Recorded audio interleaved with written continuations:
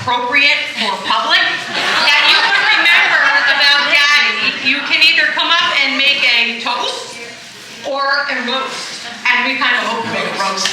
So anyway, come on up, get everybody's attention, and tell a little story as we go through the night, and hope everybody enjoys themselves. And there is a half a gallon of hand sanitizer right over there, and we all appreciate it if you use it.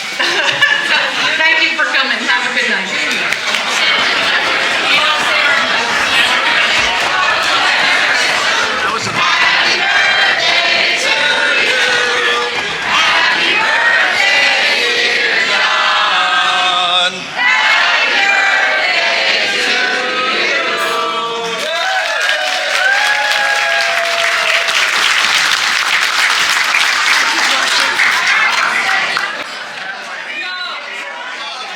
I remember one instance with John. I went over to the farm and he couldn't get the tractor started.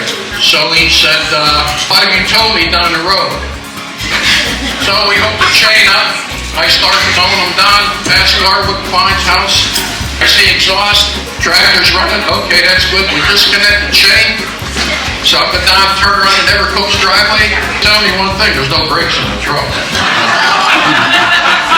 Down and I cut stuff Everett's driveway and I coasted back down on the Crumble Road. Fortunately, there was nobody coming. And got the truck home. And I think there's no brakes. There's brakes on one wheel. I could go on with crazy stuff. You know, we've got quite a bunch of pigs in the barn and things are a little bit loose, to say the least. You have to clean the barn on a regular basis, and when you go uphill with a manure spreader without a tailgate, it tends to ooze out of the back.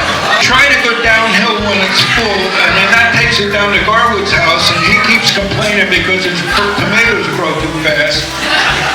But when they went up the road going uphill the other day, somebody in their infinite wisdom took the fire trucks to a fire call and followed the brown line up the road. Got turned around and brought the fire trucks back to the firehouse and backed them in the firehouse before they put two and two together about what the brown line on the road represented. And they had to wash the trucks and the floor.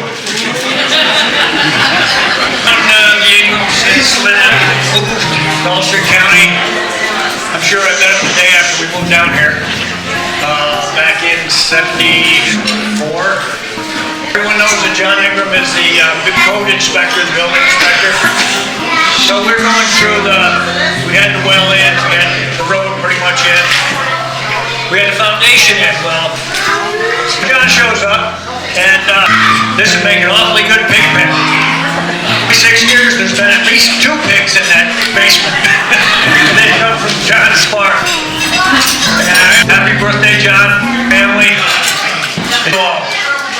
So,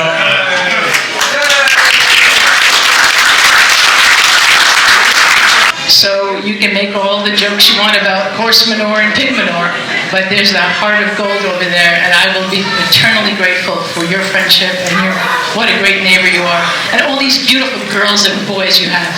John Boy, I didn't mean to call you a girl just then, sorry. Long live the Ingrams, long viva Olivebridge, viva dairy farming.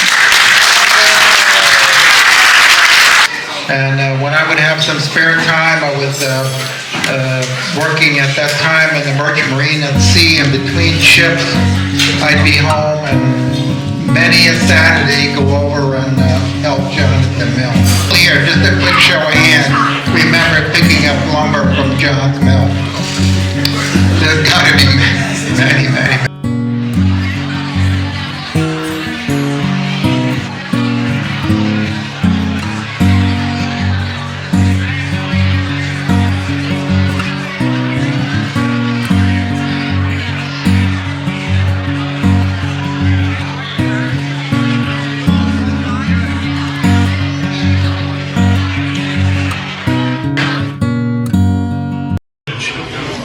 Some luck on my building, so my rent went from $497 to $5,000 for 150 square feet.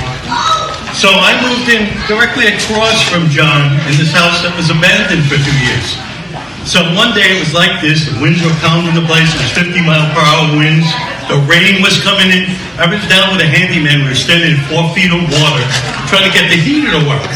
And all of a sudden we look over at the staircase, and lightning is striking the place, and there's John in this long trench coat, drenched, with one of those Gordon's fisherman hats. And I turned to my handyman, "We got a ghost!" And John stands there, the lightning going in the back of him. How do you like owning a house with no property? Seems like half my house is on his property, including the well. Well, John has rewarded me over the years. He taught me how to milk the pigs. He makes sure we have a fragrant smell whenever he puts down the manure behind our house. And, you know, they're talking about in the future we're going to be eating bugs. We already are. And I just want to say, he's giving me the idea. I'm going to be up the creek.